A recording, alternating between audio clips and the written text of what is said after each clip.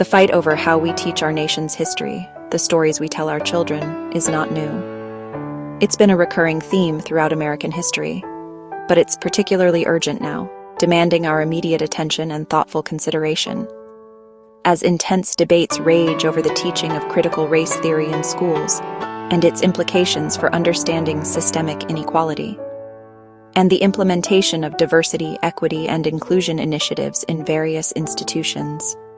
The impulse to control the narrative, to shape the collective memory of a nation, to erase uncomfortable truths, to sanitize the past for present-day comfort, has deep roots in America, a long and complex history of its own. Consider Wilmington, North Carolina, in 1898. A thriving Black community, a beacon of progress, was violently dismantled in a brutal act of racial terrorism.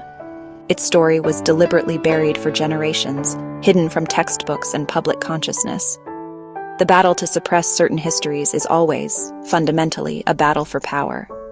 Over who we are as a nation, and ultimately, whose experiences and perspectives truly matter in shaping our understanding of the world. Today's book bans and restrictions on teaching about race and its impact echo these old, insidious tactics of censorship and historical manipulation. The ultimate goal is to prevent a full and honest reckoning with how our past continues to profoundly shape our present reality. If we allow these crucial histories to be suppressed, distorted, or outright erased from the record, we inevitably risk repeating the same mistakes, perpetuating cycles of injustice and inequality. The story of Wilmington serves as a stark and powerful warning. Silencing history not only dishonors the past, but also endangers our future and the prospects for a more just society. Before 1898, Wilmington stood as a shining beacon for Black progress in the South, a testament to what could be achieved when given the opportunity. It was a place where dreams took root and flourished, a symbol of hope for African Americans across the nation. Black-owned businesses, professionals, individuals who had dedicated themselves to mastering their crafts and uplifting their community, and political leaders thrived, shaping the future of their city and inspiring others to participate in the democratic process. This was possible through fusionism, a biracial coalition of Black Republicans and white populists that challenged white Democratic dominance, forging an unlikely alliance in the pursuit of shared goals and a more equitable society. Their success threatened white supremacists, who saw Black advancement as a disruption to the racial order, a challenge to their deeply ingrained beliefs about power and privilege.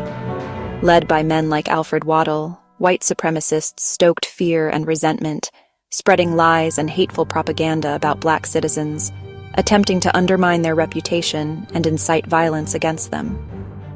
On November 10, 1898, an armed white mob burned the Black-owned Daily Record, a symbol of Black expression and a voice for the community. Murdered Black residents, innocent people whose lives were brutally cut short because of their race, and forced elected leaders to resign at gunpoint, dismantling the legitimate government and replacing it with their own. This was not a riot. It was a coup, the only successful overthrow of a lawful government in U.S. history. A stark reminder of the fragility of democracy and the ever-present threat of violence.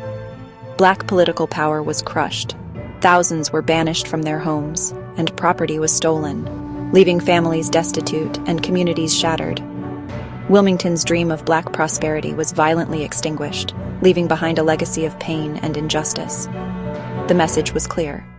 Black progress would not be tolerated, and any attempt to challenge the established racial hierarchy would be met with swift and brutal force. The consequences echoed across the South for generations, solidifying the Jim Crow era and perpetuating a system of racial oppression that continues to impact communities to this day. The violence didn't end with the coup. White supremacists rewrote the story, casting themselves as heroes and blaming Black victims. For decades, newspapers and schools spread this false narrative, erasing the truth from public memory. Monuments honored the perpetrators while Black families suffered in silence, their trauma unacknowledged. The city's biracial democracy was replaced by rigid segregation and white rule. Only after a century did historians and activists begin to uncover the truth. In 2006, an official commission finally called it what it was, a massacre, and a coup. But the struggle to make this truth widely known continues. Today, debates swirl around CRT, critical race theory, and DEI, diversity, equity, and inclusion. CRT is an academic framework that examines how racism is embedded in laws and institutions, not just individual prejudice. DEI refers to efforts to create fair, inclusive environments in schools, workplaces, and beyond. Both aim to address persistent inequalities and help us understand how history shapes the present. Critics often misrepresent CRT as divisive or anti-American and attack DEI as reverse discrimination. These attacks often stem from a reluctance to confront uncomfortable truths about America's racial past. The backlash is a political strategy to maintain the status quo. Honest conversations about race are essential for progress.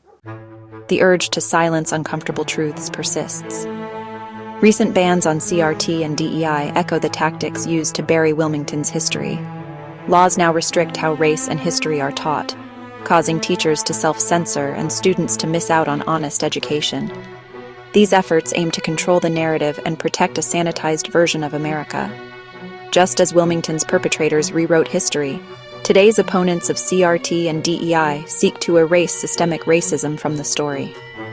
The message, "Don't challenge the status quo," but silencing history only deepens injustice. Understanding the past is necessary to build a fairer future. Wilmington's story, a narrative once deliberately buried beneath layers of denial and misinformation, now stands as a powerful call to face the unvarnished truth, to acknowledge the injustices of the past, and to learn from them. Knowing this history, delving into its complexities, isn't about assigning blame or dwelling on past grievances.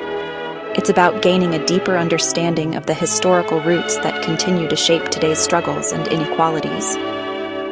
Across the country, we see people actively resisting new and insidious attempts to silence history, to whitewash the past for political gain. Students protest, raising their voices for truth. Teachers persist, standing firm in their commitment to teach accurate history, and communities demand that the full, unedited story be told, without omissions or distortions. Honest reckoning with the past, acknowledging its complexities and contradictions, is absolutely essential for achieving true justice and reconciliation.